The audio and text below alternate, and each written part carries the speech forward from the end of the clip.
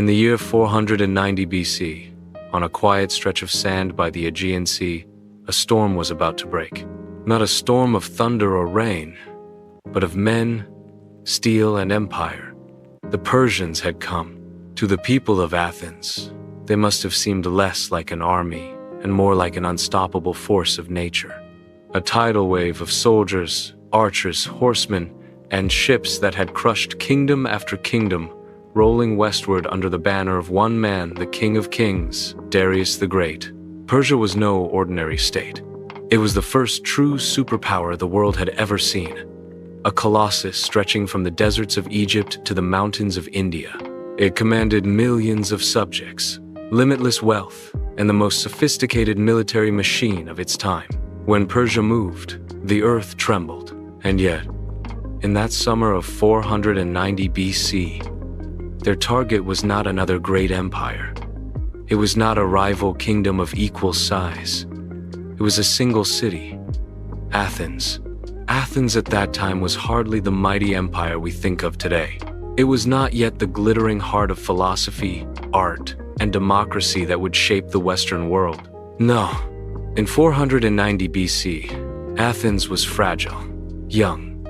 A city barely beginning to experiment with this radical idea of citizens ruling themselves, free of tyrants. It had enemies at home, enemies abroad, and none greater than Persia itself. To the Persians, Athens was little more than a troublesome fly buzzing at the edge of their dominion, a city that had dared to interfere, dared to insult the empire, dared to burn one of its capitals. For that, Darius would make them pay. He would grind Athens into dust. And so, out of the east came the hammer of the empire, 600 ships, thousands of warriors, veterans hardened by conquest. They sailed across the Aegean, leaving smoking cities in their wake, until they landed on a wide, flat beach just 26 miles from Athens, a place called Marathon. Imagine the terror in Athens when news arrived. The Persians were here. The city scrambled every man who could hold a spear. Farmers, potters, merchants, ordinary citizens who had never seen a professional army like this. Their numbers were pitiful compared to the tide bearing down on them. By every calculation, they were outmatched, outnumbered, and out of time. The Spartans, their fiercest allies, would not come. Not yet. And so Athens stood alone. Logic said there could be only one outcome. Athens would fall. Her people would be enslaved. Her democracy, strangled in its infancy. Her name, a forgotten footnote in the endless march of empire. But that is not what happened. On that plain at Marathon, something extraordinary occurred. The citizens of Athens, shoulder to shoulder, their shields locked, their hearts pounding with the knowledge that there was nowhere to run, delivered one of the most shocking defeats in military history. A victory so unlikely, so decisive, that it would echo through the centuries and alter the course of civilization itself. The story of Marathon is not merely about numbers, strategy, or spears. It is about something deeper. It is about the raw determination of free men who refuse to bow.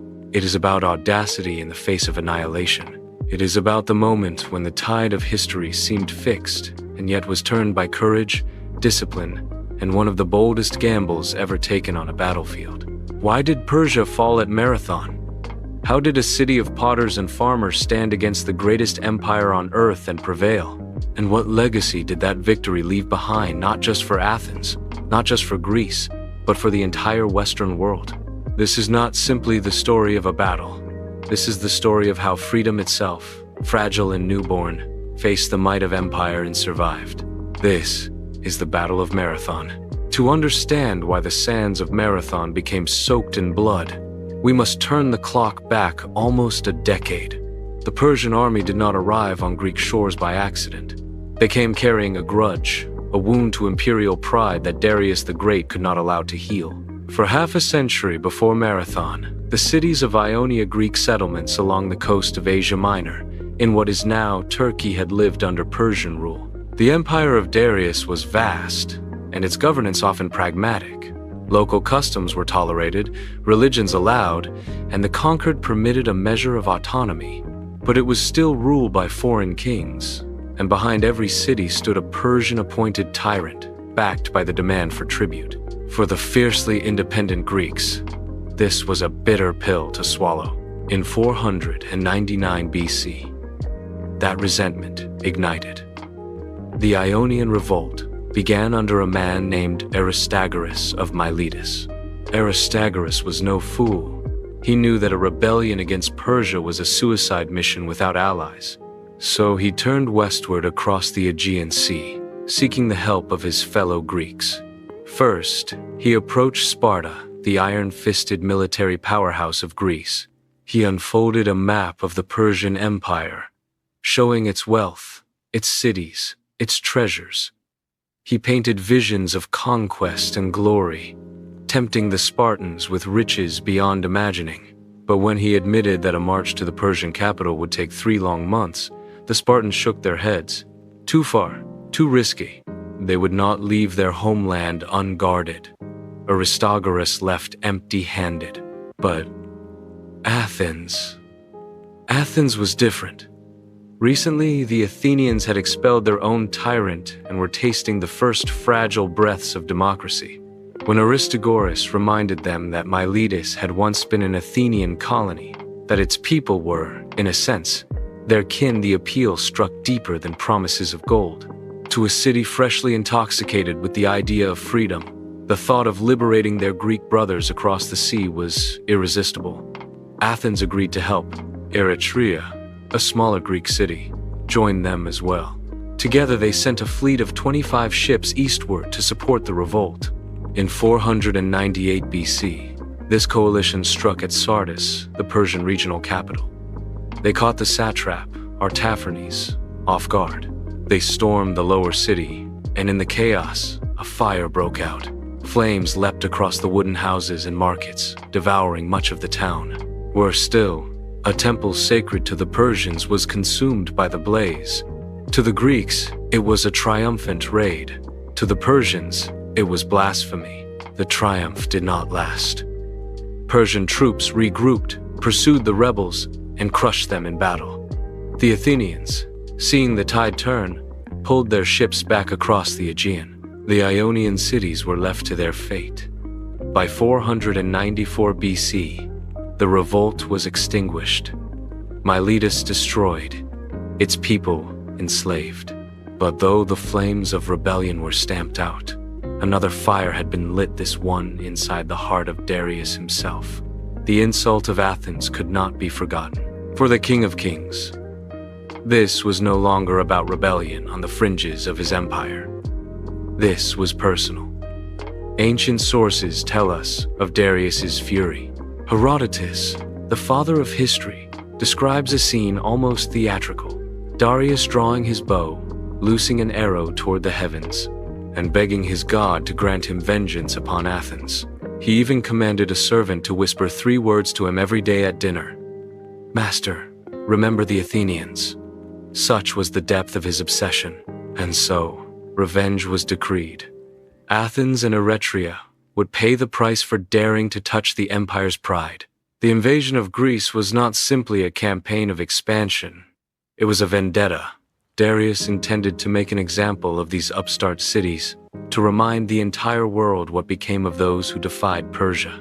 The fleet assembled in the summer of 490 BC was formidable. Hundreds of ships, tens of thousands of men, commanded by Datis, a seasoned admiral, and Artaphernes, nephew of the king himself. The Persians first struck at Eretria. The city fell quickly. Its people were enslaved. Its streets burned. Then the armada turned south, toward the real prize, Athens. Guiding them was a familiar figure to the Athenians, Hippias, the former tyrant they had expelled years earlier. Now an old man in exile, Hippias had thrown in his lot with Persia, promising to help reinstall himself as ruler of Athens. It was Hippias who advised the Persians where to land. A wide, flat coastal plain just 26 miles northeast of the city, a place called Marathon. It was the perfect stage for Persian cavalry, the empire's deadliest weapon. And so, under the blazing summer sun, the Persians came ashore at Marathon. Their camp swelled with men and horses, wicker shields glinting, arrows stacked in great bundles, cavalry horses pawing the earth, ready to unleash destruction. From the hills above, Athenian scouts watched in dread. The storm had arrived. For the Athenians, the danger could not be overstated. If the Persians broke through at Marathon, the road to their city lay open. Their homes, their families, their very way of life stood on the edge of annihilation. And Sparta, the one ally whose soldiers might balance the scales, was nowhere to be seen. Bound by religious ritual, they had promised to march only after the full moon. That was days away, days Athens did not have. The Athenians had no choice. They would meet Persia at Marathon, alone. The news spread like wildfire through Athens. The Persians had landed. On the plains of Marathon, barely a day's march away, the greatest empire the world had ever known was encamped in terrifying silence. The Athenians knew the stakes. If the Persians broke through, Athens would burn. Its men would be slaughtered, its women and children enslaved, its democracy extinguished before it had even drawn its first full breath. And yet, who were the men Athens could summon to meet this threat? Not professional soldiers, not hardened mercenaries, not a standing army drilled since birth. They were citizens, farmers who had risen at dawn to tend their fields, potters whose hands were more used to shaping clay than wielding spears, merchants, artisans, laborers, ordinary men who, in this moment, were asked to shoulder the weight of their city's survival. This was the essence of the Greek way of war, the hoplite army. Unlike the vast empires around them, Greece had no kings commanding endless levies of slaves. Defense of the city was a duty of the citizen. Every man who could afford the equipment would fight, not just for himself, but for his polis, his community, his family standing behind the walls. The armor was heavy and costly. A bronze cuirass to shield the chest, greaves to guard the legs, and that iconic Corinthian helmet whose narrow eye slits reduced the world to a tunnel of bronze. For weapons, each hoplite carried a 9-foot spear, the dory, and a short sword for when the fighting became hand-to-hand. But the true heart of the hoplite panoply was the shield, the aspis. Massive, round, weighing over 15 pounds. It was designed not only to protect the man who carried it, but to guard the comrade at his side. The shield was more than a defense, it was a bond. Shoulder to shoulder, 8 ranks deep, the hoplites formed a living wall of bronze and wood, a phalanx. Alone, a hoplite was vulnerable. Together, they became a human battering ram, an unbreakable line meant to smash through the enemy. To stand in the phalanx required trust. Trust that the man beside you would not falter, would not run, would not let the wall collapse. It required discipline, courage, and the knowledge that your life was bound to those around you. 9,000 Athenians gathered in this way, locking shields and steadying their nerves. But still, it was not enough. They knew the numbers. They were outnumbered at least 2 to 1, perhaps more. The Persians had cavalry, archers, and soldiers drawn from every corner of the empire. And yet, when all seemed hopeless, an ally appeared. From the small city of Plataea, every able-bodied man marched to stand beside Athens. 1,000 soldiers. It may not sound like much against the tens of thousands arrayed at Marathon, but in that moment, it meant everything. Plataea had no obligation to come. No treaty compelled them. They came because they chose loyalty over safety, brotherhood over fear. For Athens, that gesture would never be forgotten. In the centuries that followed, when the glory of Athens reached its zenith, Plataea would be remembered as the friend who stood beside them on the darkest day. And yet, even with Plataea at their side, the odds were daunting. To make matters worse, the Spartans, the warriors all of Greece, looked to as its shield were absent. When the Athenians had sent their runner, the legendary Phidippides, on a staggering 2-day, 150-mile journey to Sparta, he arrived exhausted, begging for aid. The Spartans listened, but their answer was chilling.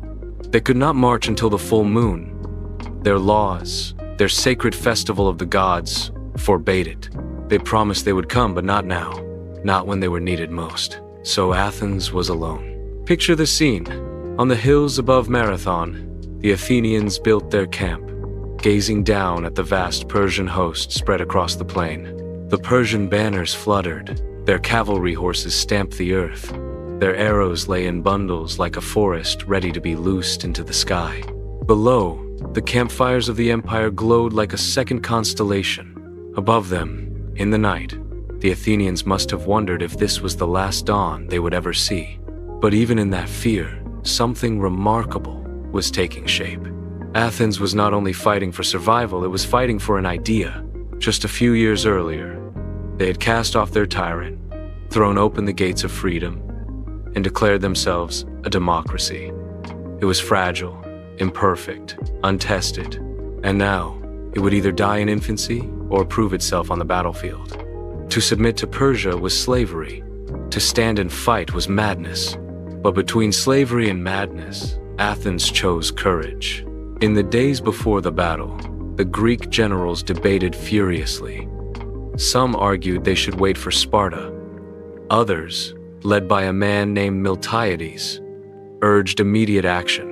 Miltiades was no ordinary commander. He had once lived under Persian rule and had seen their armies up close. He knew their strengths and he knew their weaknesses. To him, delay was more dangerous than battle. Every day they waited risked treachery in Athens itself, for Hippias, the exiled tyrant, was with the Persians, ready to return to power if the city wavered. Miltiades argued that there was no choice. Better to meet the Persians head-on, with courage and discipline, than to wait for betrayal or encirclement. His words carried weight. His passion swayed Callimachus, the war archon, whose vote decided the split council. The Athenians would fight. Still, Miltiades waited for the right moment. He knew one thing above all else. The Persian cavalry was the greatest threat. As long as the horsemen roamed the plain, the phalanx was vulnerable. A wall of shields could hold against arrows, but it could not outrun horses striking from the flank or rear. The timing had to be perfect, and so, for days, the army stared at one another across the plain.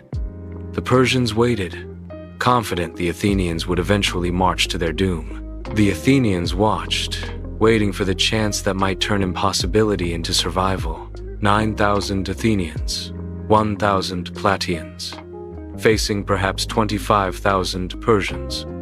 No cavalry of their own, no archers to answer the storm of arrows, no reinforcements coming. The world would have called it hopeless. But on the plain of Marathon, hopelessness was about to give birth to legend. For days, the armies at Marathon stared at one another across the plain. The Persians waited in their camp by the sea, banners flapping in the salt wind, their cavalry horses tethered in restless lines. They held the advantage, the flat ground, the larger numbers, the knowledge that the Athenians had no allies coming soon. Every hour that passed seemed to tighten the noose around Athens.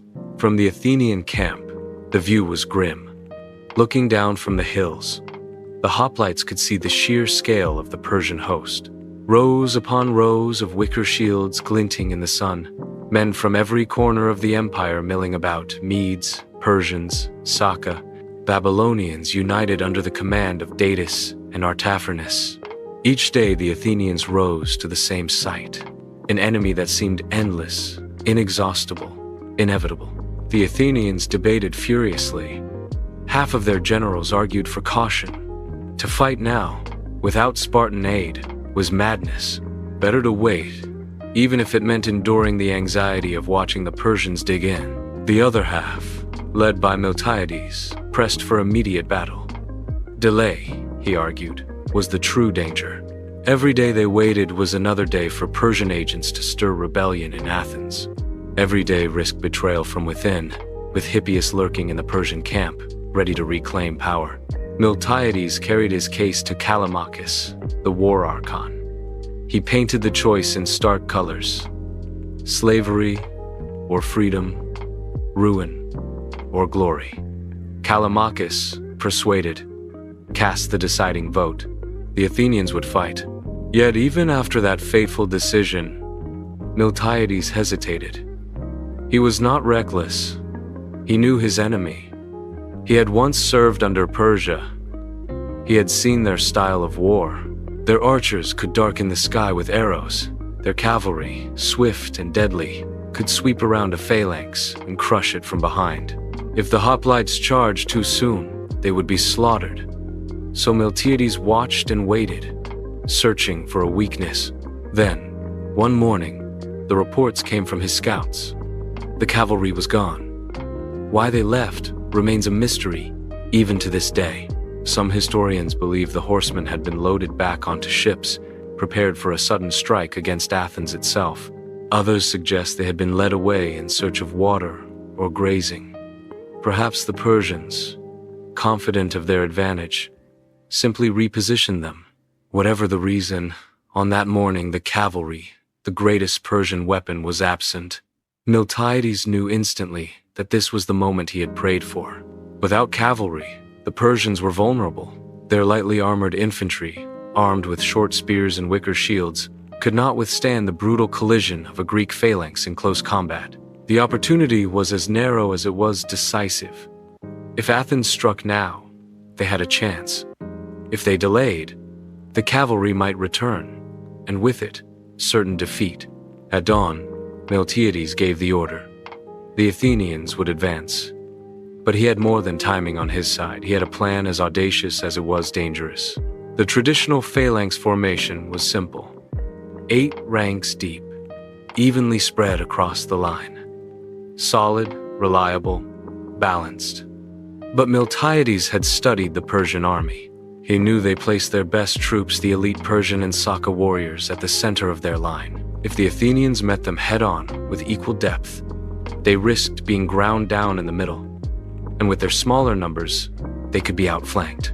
So Miltiades broke the rules. He thinned out the Athenian center, reducing some ranks to only 4 men deep. To the eye of a cautious commander, this was suicide, leaving the heart of the army dangerously weak. But Miltiades had a vision.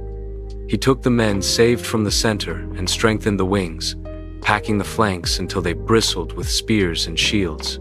On the right, he placed himself and Callimachus. On the left, he entrusted the entire Plataean contingent, the loyal allies who had marched to stand beside Athens. The plan was a trap. The weakened center would invite the Persian elite forward, drawing them in, tempting them to push through. Meanwhile, the reinforced Greek wings would crash into the weaker Persian levies on either side, break them, and then swing inward, encircling the enemy. It was a gamble of breathtaking boldness. Everything depended on the thin center bending but not breaking. If it collapsed, the Persians would pour through, and Athens would be annihilated. But if it held long enough, the jaws of the trap would snap shut. As the sun rose higher, the Athenian line began to move. 9,000 Athenians and 1,000 Plataeans descended from the hills, their bronze armor glinting like fire in the morning light. The sound of their sandals striking the earth became a steady drumbeat, their shields overlapping, their spears jutting forward in a forest of iron.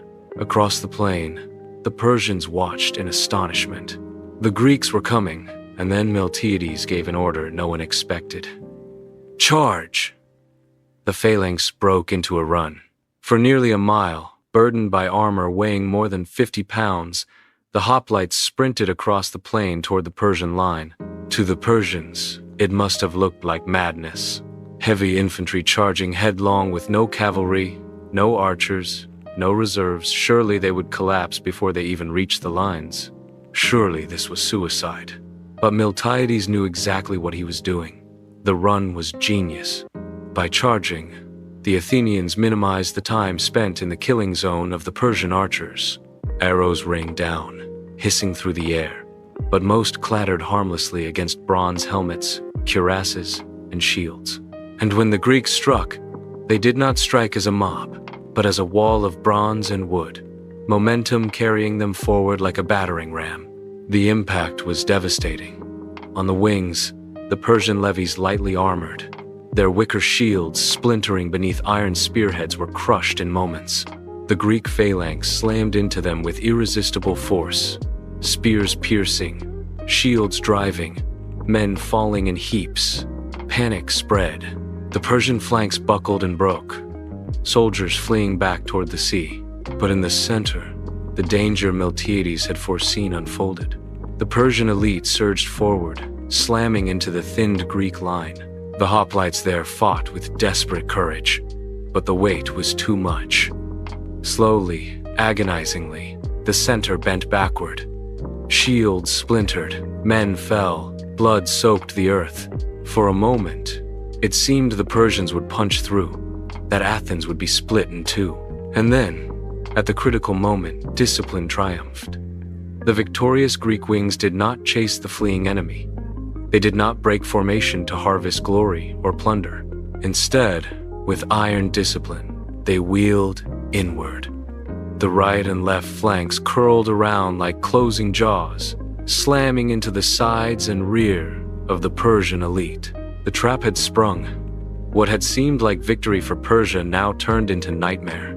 Surrounded on three sides, pressed by walls of bronze, the best of the Persian army dissolved into chaos.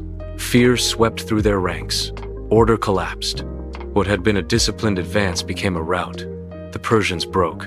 From the hills, the Athenians roared. On the plain, the might of the empire was in retreat, streaming back toward the beach in panic, their ships the only hope of escape. And in that moment, Athens, the fragile city, the underdog, the democracy barely born, had done the unthinkable.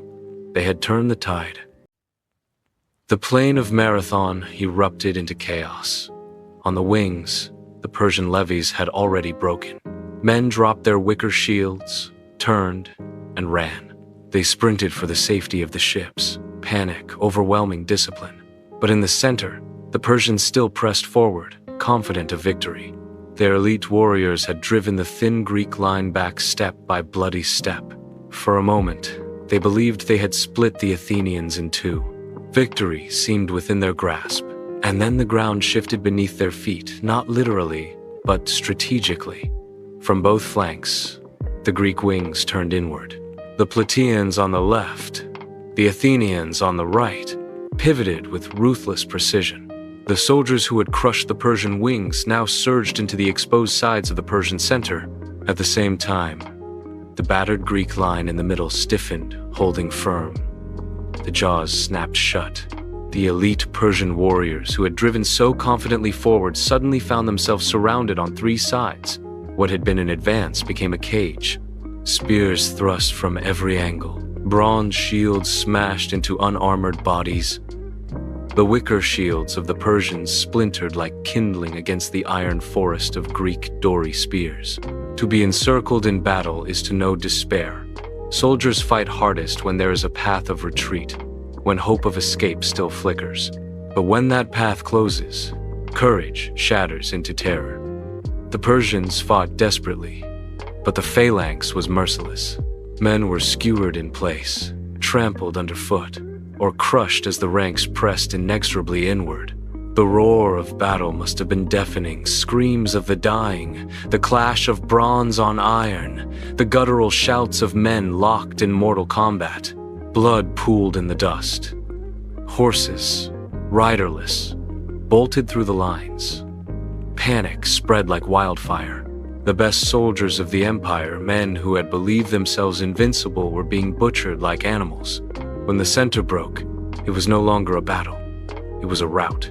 The Persian army dissolved into a flood of fleeing men. Some threw down their weapons and begged for mercy, only to be cut down in the frenzy.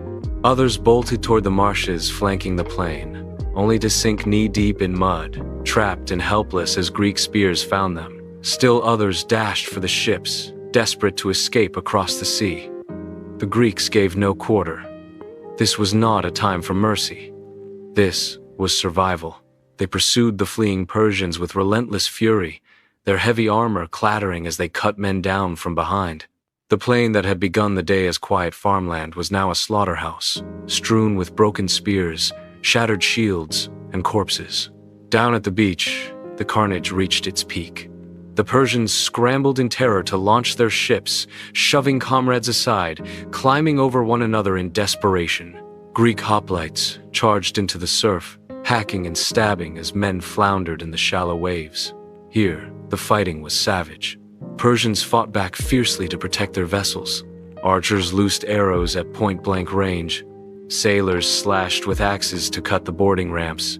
In the chaos, one Athenian, a man named Cynegeirus, seized hold of a Persian ship with his bare hands, trying to drag it back to shore. In a brutal instant, an axe came down, shearing off his hand. Even so, the story says, he clamped his teeth into the ship's wood before being struck down. His sacrifice burned into the memory of Athens. In the end, the Greeks managed to capture 7 Persian ships. The rest slipped free, dragging wounded men and broken pride back toward the safety of the open sea. But the cost to Persia was staggering. Herodotus tells us that over 400 Persians lay dead on the field of Marathon. The Greeks, by contrast, counted only 192 Athenians and 11 Plataeans among their fallen.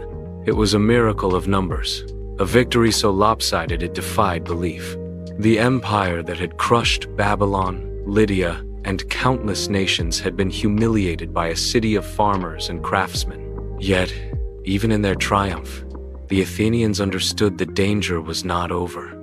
Out to sea, the Persian fleet still loomed. The ships did not sail home. They rounded the Cape of Attica, their prows cutting through the waves toward Athens itself. Think of what this meant. The Persian cavalry absent from the battlefield, and whose disappearance had given Miltiades his chance, was almost certainly aboard those ships. Now, with the Athenian army exhausted on the plain, the Persians aimed to strike the city directly. If they could reach Athens before her soldiers returned, all would be lost. The Athenians faced one final ordeal. After a mile-long sprint in armor, after the most brutal combat of their lives, after chasing an army into the sea, they now had to march 26 miles without pause back to Athens. Every muscle screamed. Every breath burned. But they had no choice. The city lay naked. Their families waited. The fleet was coming. So they marched. Some ran, some stumbled, but they pressed on, driven by sheer willpower and the knowledge that behind them, Marathon was already becoming legend. When the Persians rounded the coast and gazed toward Athens, they expected an undefended city. Instead, they saw a wall of bronze shields once more, an army bloodied but unbroken, standing ready. The Persians hesitated. The memory of their defeat at Marathon was too fresh, the sight of the same warriors now waiting for them unbearable. With no stomach for another disaster, the fleet turned away, its sails fading toward the horizon. The invasion was over. Athens had survived. The battlefield of Marathon was silent at last. The cries of the dying had faded. The sea had swallowed the fleeing ships, and on the plain, under the rising sun, lay thousands of Persian dead. Their once proud banners lay trampled in the dust. The wicker shields that had seemed so numerous now shattered and useless. The might of the empire had been broken by men who, days earlier, had been farmers, craftsmen, merchants. For Athens, the price had been heavy, though small compared to what might have been. 192 Athenians lay dead. Their names would be etched into memory forever. On the side of Plataea, only 11 had fallen, a testament to their courage and to the bond they had forged with Athens. These men were not buried in separate graves. Instead, they were laid together in a single tumulus, a great mound of earth that still rises on the field of Marathon to this day, a memorial to citizens who became heroes. And yet, even as they mourned, the Athenians could hardly grasp what they had achieved. By every calculation, they should have lost. They should have been crushed beneath the cavalry, the arrows, the overwhelming numbers of Persia. But they had not. They had stood shoulder to shoulder, locked their shields, and hurled back an empire. The shock waves rippled far beyond the plain of Marathon. For the Persians, the defeat was humiliating. This was the first time the empire's armies had been beaten so decisively in the open field. They had crushed Babylon, They had subdued Lydia. They had stretched their dominion across 3 continents. But in a small corner of the Aegean, they had been stopped. More than stopped, they had been routed, their elite soldiers cut down, their fleet forced to retreat. Darius's wrath had not been satisfied. His revenge had failed. For Greece, the victory was electric. The myth of Persian invincibility had been shattered. For decades, the empire had seemed untouchable, its resources limitless, its armies irresistible. Now, for the first time, a Greek city had proven that Persia could bleed, that empire was not destiny, that courage and cunning could resist overwhelming force. And for Athens, Marathon became something greater than a victory. It became an identity. The city had chosen to fight, not because of wealth or kings, but because free citizens had voted to take a stand. They had fought not for plunder, but for their homes, their families, their fragile democracy, and they had won. The Athenians could now believe, with reason, that their way of life, the radical experiment of self-rule, was not only worth defending, but strong enough to endure. This belief would become the foundation of Athens' golden age. In the decades that followed, Athens would flourish. The seeds of Marathon grew into a flowering of art, philosophy, and politics that shaped the Western world. Without that confidence, without that proof that they could stand against empires, perhaps there would have been no Socrates, no Plato, no Parthenon, no democracy as we know it. Marathon gave Athens the courage to dream. But the Athenians were not naive. They knew the war was not over. Persia would return. Darius still seethed with anger, and when he died, his son Xerxes would inherit both the throne and the grudge. 10 years later, the empire would descend upon Greece again, in an invasion even greater, one that would bring the battles of Thermopylae, Salamis, and Plataea. Marathon was not the end. It was the beginning. Still, in that moment, standing on the blood-soaked plain, the Athenians had done what no one thought possible. They had survived. The memory of Marathon lived on in legend. The great tumulus stood as a reminder to future generations of what courage could achieve. The story of Phidippides, the runner who carried the message of victory back to Athens, inspired the modern marathon race, 26 miles, the distance from the battlefield to the city itself. But the true legacy was not measured in miles. It was measured in spirit. Marathon became a symbol that free men, united, disciplined, and willing to risk everything, could defy impossible odds. That courage could shape history, that even the greatest empire could be humbled. 2.5 millennia later, the word marathon still carries that meaning. Not merely a race, not merely a place, but an idea. The triumph of determination over despair, of liberty over tyranny, of the few standing against the many. And in that idea, the Athenians live forever. The plain of Marathon is quiet now. The sea still rolls against its shores. The same wind sweeps across its grasses. The same sun warms its soil. But beneath that soil, history sleeps. Somewhere under that mound of earth, the bones of Athenian farmers, potters, and merchants still rest, men who, in a single morning, faced the most powerful empire on earth and refused to yield. The Battle of Marathon is not just the tale of a clash between armies. It is the story of a threshold. On one side stood Persia, vast, disciplined, unyielding, armed with the weight of empire and the momentum of conquest. On the other side stood Athens, small, fragile, and inexperienced, yet burning with the conviction that freedom was worth more than life itself. And in that confrontation, the scales of history tipped. The victory at Marathon shattered illusions. It proved that empires could be resisted, that destiny could be reshaped by courage. It was not a final victory. Persia would come again, greater and stronger. But Marathon planted a seed. It told every Greek city that Persia was not invincible. It told Athens that democracy, though young, could stand its ground. It told the world that numbers alone do not decide the outcome of history. Discipline, strategy, and spirit can turn the tide. Think of what might have been if Athens had fallen that day. democracy might have withered in its infancy. The great flowering of philosophy and art that defined the Golden Age may never have taken root. The Parthenon might never have risen. The words of Socrates, Plato, and Aristotle might never have been spoken. The foundations of Western civilization might never have been laid. All of that balanced precariously on the shields of 10,000 men at Marathon. That is the weight of this battle. That is why, 2,500 years later, we still speak the name of a quiet coastal plain as if it were holy ground. And yet, Marathon is not only about the past, it speaks to us now.